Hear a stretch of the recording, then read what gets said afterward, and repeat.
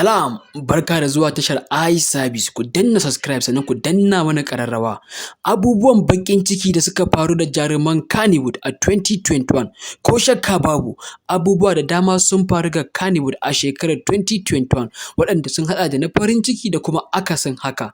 Tashar iService za mu yi duba ga abubuwan bakin ciki da suka faru da Kannywood a shekarar 2021 su ne kamar haka. Rasuwar Jaruma Zainab.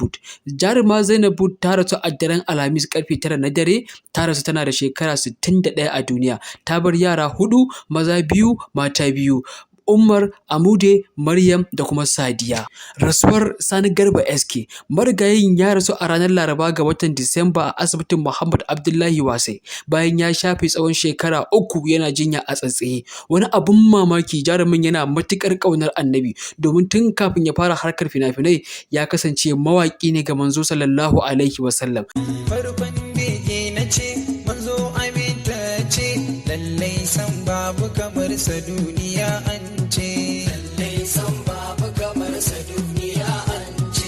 Dan haka ne, dan haka ne, dan haka ne, lallai, dan haka ne, dan haka ne, dan haka ne begensa. Birera wannan bege. Birera wannan bege. Ni ne Sani Sk mai san almukutari. Allah ka samu ga manzo.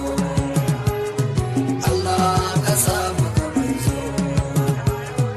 Allah ka samu ga manzo almukutari. Allah ka samu ga manzo.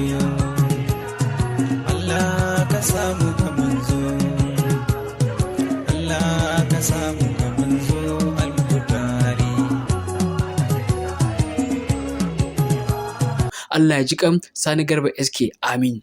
Ciwon Maryam Yahaya. A shekarar 2021, jaruma Maryam Yahaya ta yi fama da matsanancin rashin lafiya wanda idan ka ga hotonta sai ka riƙe baki, wanda hakan ya haifar da cece-kuce a cikin masana'antar da kuma wajen masana'antar, inda wasu suke cewa ta ciyo cutar ƙanjamau, wasu sukan cewa asiri aka yi mata. A ranar 27 ga watan Julai shekara ta 2021, shafin Arewa One ya fitar da wani rubutu inda wani mutum mai suna Honorable Sagir Ungogo yake cewa na tausaya wa Maryam Yahaya matuƙa da gaske, duk da na ji daga majiya mai ƙarfi ta ciyo leda. Ko ma dai menene, Allah shi ne masani. Allah ya ƙare mu da lafiya. Amin. Rasuwar Ahmad Tage. Ranar 13 ga watan Septemba shekara ta 2021, Kannywood an wuni da jimamin rasuwar fitaccen mai ɗaukar hoto sannan kuma jarumin barkwanci wato Ahmad Tage.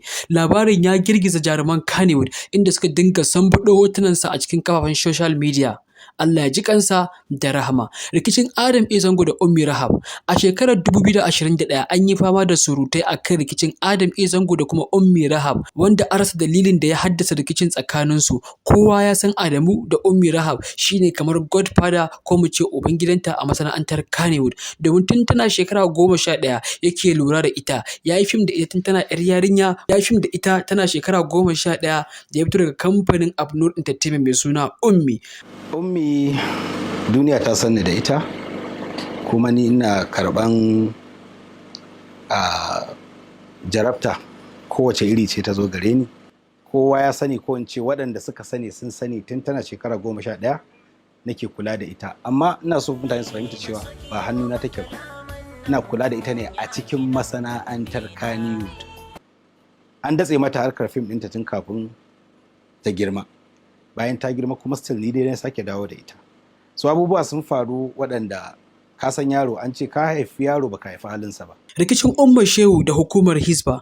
Duk a cikin shekarar ne aka dinga fama da rikice-rikice a cikin Kannywood. Babban jami'in hukumar Hisba, Harun Sani, ya shaidawa BBC Hausa suna neman Umar Shehu domin ta zarge su da cewa suna aikata laifuka amma sun ƙi duba nasu laifukan, suna takurawa talakawa da kuma 'yan fim. Wasu rahotannin sun nuna cewa Umar tana yin raddi ne ga hukumar Hisba bayan an kama Sadiya Haruna wacce ta yi suna wajen yaɗa hotunan banza a kafafen social media. A shekarar ne kotu ta umarci Sadiya Haruna ta koma Islamiyya domin ƙarancin addini ne yake damunta.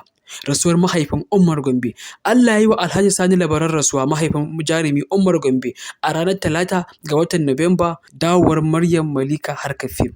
A shekarar 2021, Maryam Muhammad wacce aka fi sani da Maryam Malika ta dawo harkar fim, wanda ta fara harkar fim ne a shekarar 2010. Daga bisani ta yi aure lokacin da tana tsakiyar tashi, lokacin da tauraron ta yake haskawa, amma dawowar ta harkar fim wasu suna gani ci baya ne, bai dace ba. Ku biyo mu a shiri na gaba inda za mu kawo muku abubuwan farin ciki da suka faru a Kannywood a shekarar 2021. Ku danna subscribe sannan ku danna ƙararrawa.